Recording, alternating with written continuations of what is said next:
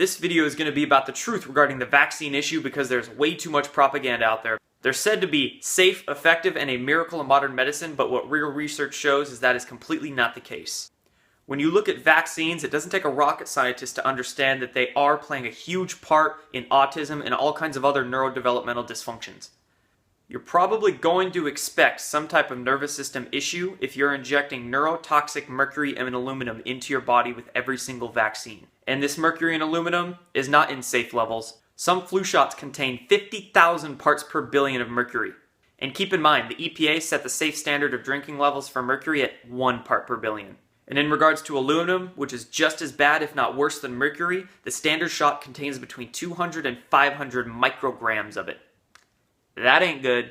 And when you line up the symptoms of mercury poisoning with the symptoms of autism, they are the exact same down the whole list. So when we inject these neurotoxic chemicals into an infant's body 70 times in the first few years of life, bad things are going to happen. The rates of autism were 1 in 5,000 30 to 40 years ago, and now it's 1 in 50 in some areas. That's not random. There's a cause for it, and that cause can easily be understood. We just need to accept the reality of the situation and see that we've been lied to.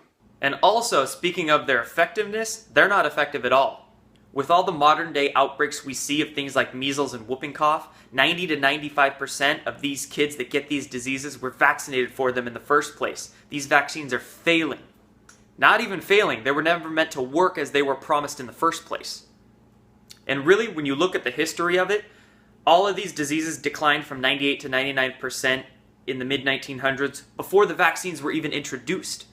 Really, the best preventative to these diseases is a clean environment and eating good food. Because the research shows that it was better sanitation and agricultural practice that led to the decline of these diseases. Our environments were much cleaner and we had much healthier bodies. And really, what vaccines are leading to is a huge exponential increase in autoimmune diseases. Our immune system was never supposed to work via outside injection. That's not the way nature intended. What vaccines truly do is stimulate a hypersensitized immune response. So again, when you compound the effects of all of these vaccines over all of these years, this is why we're getting such immune overload as well. Remember, our nervous system and our immune system are intricately connected. You can't screw one up without screwing the other up. And that's exactly what vaccines do. And in the unfortunate state of our society, all of the health authorities that we so think should be knowledgeable about this topic aren't knowledgeable at all, because they're taught by the very same institutions that own these vaccine patents. This is called Rockefeller medicine.